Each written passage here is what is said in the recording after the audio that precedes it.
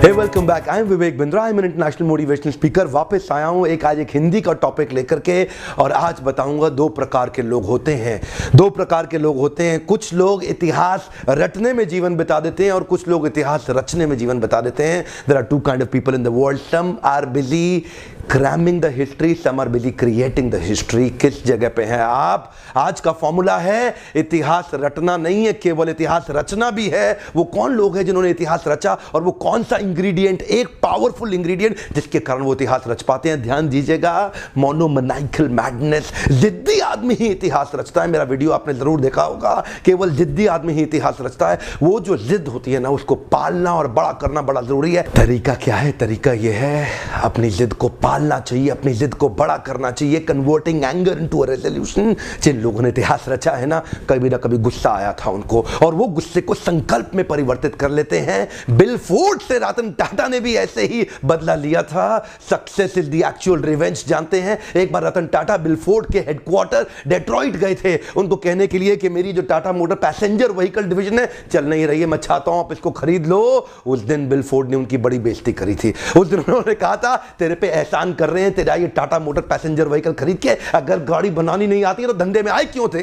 जैसे ही bill Ford ने ये बात कही, रतन टाटा को बात चुप गई। उस दिन रात को सोचने लगे, क्या करें क्या करें, ये तो गलत हो गया हमारे साथ। रातों रात पूरी टीम लेकर के डेट्रॉइट से वापस बॉम्बे आ गए, और उसके बाद पैसेंजर व्हीकल पे एक्स्ट्रा टाइम स्पेंड किया। जिद्दी हो गए, टर्न अराउंड करूंगा इसको, turn around, converting anger into a resolution. कुछ ही दिन के बाद टाटा मोटर्स तो रिवाइव कर रहा था और बहुत अच्छा ग्रो करने लगा। बिल फोर्ड की कंपनी लॉसेस में आ गई, और टाटा ग्रुप ने उनको प्रपोजल भेजा, हम तुम्हें खरीद लेते हैं।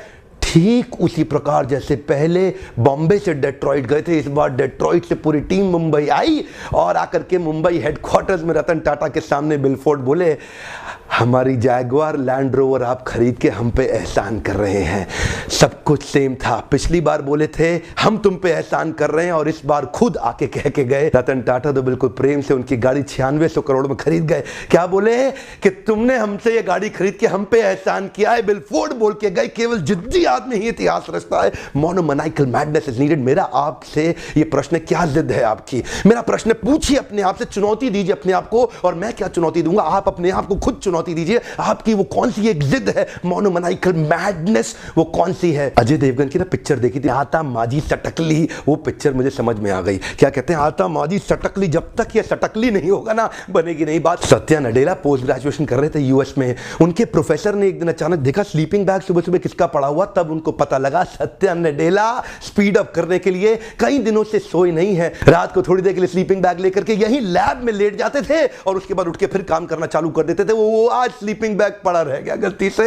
ये जो लोग होते हैं ना, इतिहास रचते हैं, ध्यान दीजिएगा, अलग ही प्रकार के लोग हैं। ये परसेंटेज में नहीं है, ये नंबर्स में होते हैं, ये नंबर्स में होते हैं। बाकी लोग तो इतिहास रटने में लगे हैं, ये इतिहास रचने में लगे हैं। बिल गेट्स के बारे में लोग कहते हैं, यार भाई ड्रॉप आउट था, पढ़ाई से ड्रॉप आउट था। आपको पता है ड्रॉप आउट था? बिल गेट्स 70 घंटे लगातार पढ़ता था। उसके साथ के स्टूडेंट बताते हैं आज भी कि बिल गेट्स के जितना पढ़ने वाला व्यक्ति कोई 500 पेज आज भी पढ़ रहे हैं बिल गेट्स।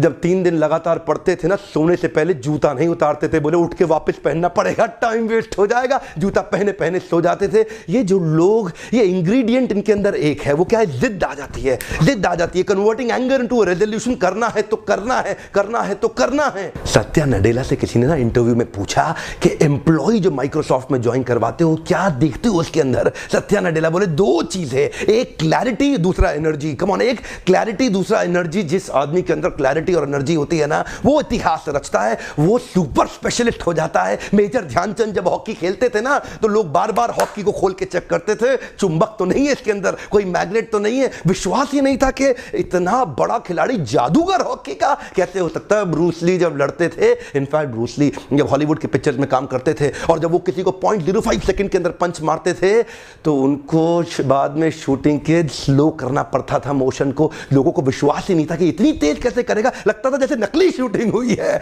बाद में डायरेक्टर को उनके एक्शन को स्लो करना पड़ता था, क्योंकि जानते हैं जब आदमी परफेक्शन की स्टेज पर जाता है उसके लिए उसको आता माजी सटकली। जानते आज का टॉपिक एक ही है, क्या करना चाहते हो? इतिहास रटना चाहते हो, इतिहास रचना चाहते हो? People like Picasso are only one in universe. ये वो लोग अपनी कॉन्सेंट्रेशन को टूटने नहीं देते हैं। समाधि में, एब्जॉर्प्शन में जब पेंटिंग में बैठते थे कई बार 72 घंटे कुछ बोलते नहीं थे। उनके लोग उनसे बात करने की कोशिश करते थे, वो जवाब नहीं देते थे। He never wanted to break his concentration. So much of absorption। दो ही चीजें इंपॉर्टेंट है, पहली क्लैरिटी, दूसरा एनर्जी। कम ऑन, क्लैरिटी और एनर्जी, ये दो चीजें मैं चाहता हूं आपके जीवन में होनी चाहिए, और वो जिद्दी हो जाइए एनर्जी के अंदर उस क्लैरिटी को अचीव करने के लिए। सुंदर पिचाई जब पढ़ते थे ना, उनको पता नहीं होता था उनके दाएं कौन है बाएं कौन है। रिक्शा में जाते थे पढ़ते हुए जाते थे, सब्जी खरीदने जाते थे पढ़ते हुए जाते थे, स्कूल से आते थे पढ़ते हुए जाते थे, आते हुए जाते हुए क्लास के अंदर इतना फोकस उनको वो दिखता था जो किसी को नहीं दिखा। गूगल की टीम को उन्होंने बोल दिया था किसी भी दिन माइक्रोसॉफ्ट गूगल को हटा के अपनी डिफॉल्ट सेटिंग ला देगा।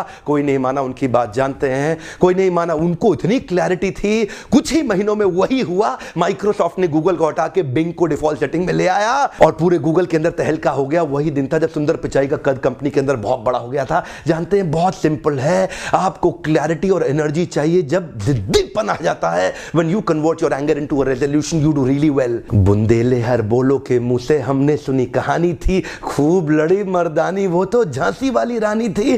क्या वुमेन एम्पावरमेंट, क्या वुमेन 1850 के अंदर जब कोई वुमेन एम्पावरमेंट नहीं था ना, और साथ नहीं मिला ग्वालियर की रक्षा करने के लिए अंग्रेजों से माधवराव छोटा सा बच्चा पीठ पे ठान लिया और निकल पड़ी दोनों तलवार से युद्ध लड़ने के लिए। जानते हैं जब आदमी को एनर्जी और क्लैरिटी होती है ना, वो बहुत बड़ा जिद्दी हो जाता है। रिजल्ट तो आएगा ही आएगा। अब मैंने सारे वीडियोस हिंदी में लाने शुरू कर दिया अपने देशवासियों की सेवा करने के लिए। आज छोटे छोटे गांव कस्बों के अंदर लोग मेरे वीडियोस देख रहे हैं। कैंसर पेशेंट भी बोल रहा है कि मैं कैंसर से लड़ पा रहा हूं बिंद्रा जी आपके वीडियोस देख के, क्योंकि आपके पास ताकत है। मैं तो खाली आपका सपोर्ट पार्टनर बन चुका हूं, आपको लगातार वीडियोस देता हूं। मैं भगत सिंह से भी बड़ा इंस्पायर्ड हुआ। मैंने क्या देखा, वो भी सपोर्ट किया उन्होंने अपने देश को। कैसे किया? भगत सिंह छूट के जा सकते थे, वो बिना विस्फोट का बम जो उन्होंने फोड़ दिया ना, उसके बाद निकल सकते थे, छुप के गायब हो सकते थे, जाके सबको बोले हाँ जी हमने फोड़ा, पकड़ लो हमको। जानते हैं क्यों? क्योंकि वो चाहते थे क्रांति आ जाए। वो अपना जीवन लगा रहे थे बाकी देश की सेवा करने के लिए। छोटी उम्र के अंदर भगत सिंह चले गए, बोले मेरे सीने में जो जख्म है वो तो फूल के गुच्छे हैं। हाँ हम पागल हैं,